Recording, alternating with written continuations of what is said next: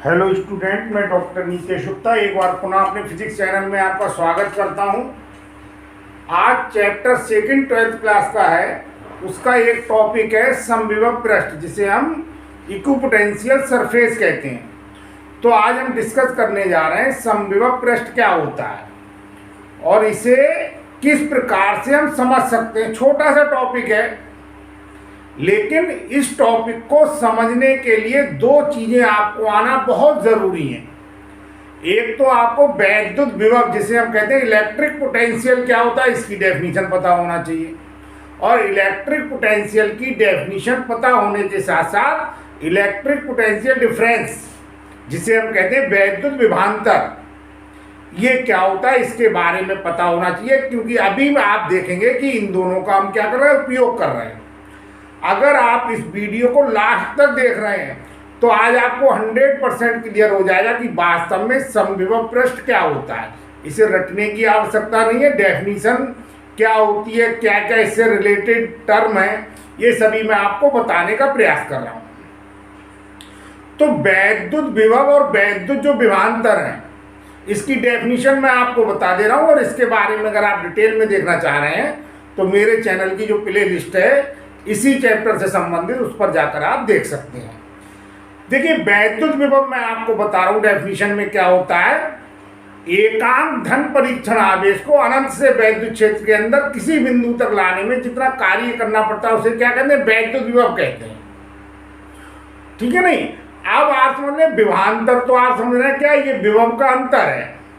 वैद्युत क्षेत्र में दो बिंदुओं पर जो विभव होगा उनका अगर हम अंतर देख लें तो वो अंतर क्या आ जाएगा, वो अंतर कहलाएगा वैद्युत विभवांतर। अभी मैं आपको बताऊं, अगर दो ऐसे बिंदु हैं जिन पर विभव का मान कितना होगा, 0, एक बार जिन पर विभव का मान कितना हो गया, ऐसे मान लें आप बराबर है, तो विभव का मान बराबर होने पर उनके बीच का जो विभवांतर क्या हो जाएगा, 0 हो जाएगा।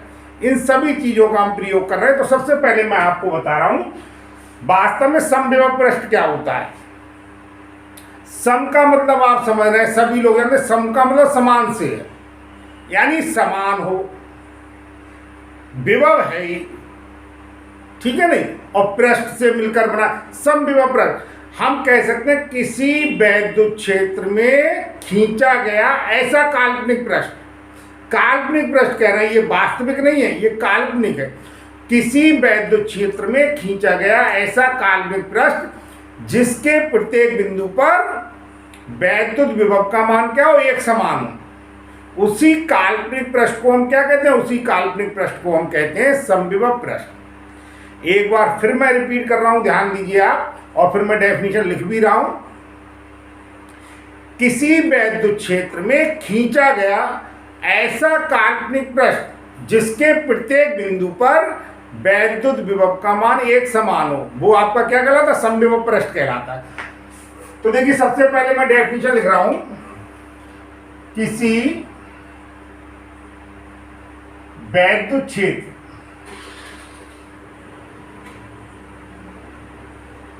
में खींचा गया ऐसा काल्पनिक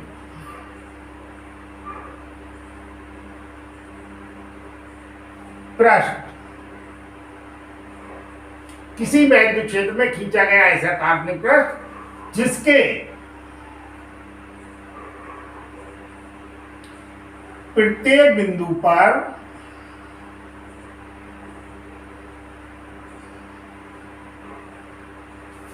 विभव का मान एक समान हो,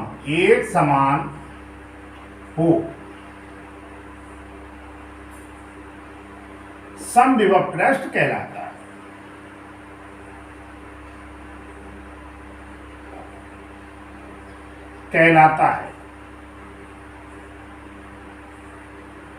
ठीक है, मैंने 2 बार बता दी, डेफिनेशन लिख भी दी। फिर आप देखिए मैंने क्या लिखा है, किसी वैद्युत क्षेत्र में खींचा गया ऐसा काल्पनिक पृष्ठ जिसके प्रत्येक बिंदु पर विभव का मान एक समान हो, समविभव पृष्ठ कहलाता है।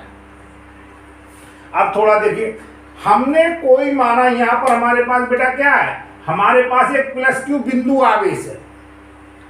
अब बिंदु आवेश जो है उसके आसपास क्या होगा, आसपास एक काल्पनिक पृष्ठ हम मान लें, और ये जो काल्पनिक पृष्ठ होगा वो कैसा होगा, गोलीय होगा।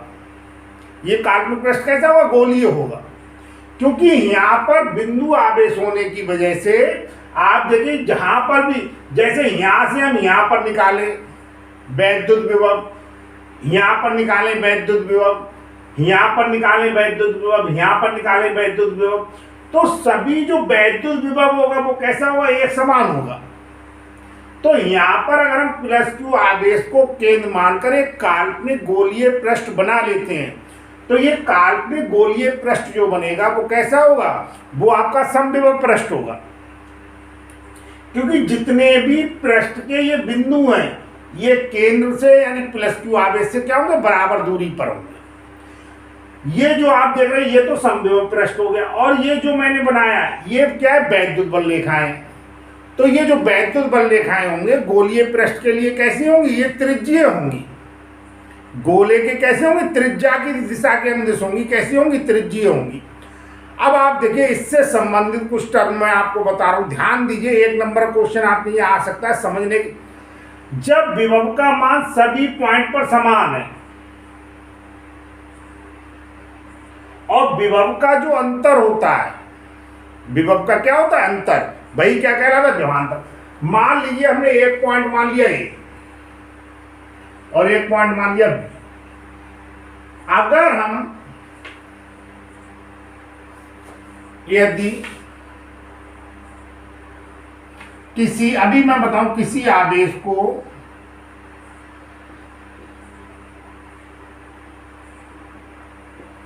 समविभव पृष्ठ पर, समविभव पृष्ठ पर एक बिंदु से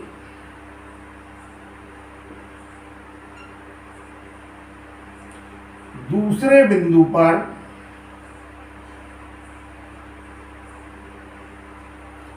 ले जाते हैं तो किया गया कार्य,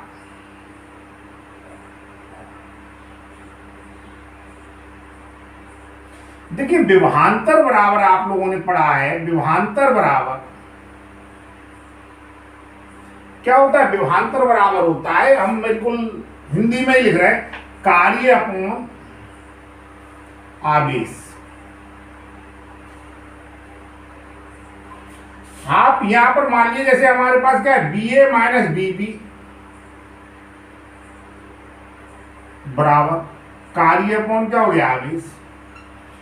अब आप ध्यान दीजिए, B पर विभव और A पर विभव होगा, है ना। यहां पर अगर हम लिखें BA बराबर BB, क्योंकि चूंकि ये क्या है, समविभव पृष्ठ है, और समविभव पृष्ठ होने के कारण आप समझ रहे हैं कोई भी इस काल्पनिक पृष्ठ पर बिंदु लिया जाएगा, उस पर जितने भी बिंदु होंगे सभी बिंदुओं पर विभव का मान क्या होगा, एक समान होगा।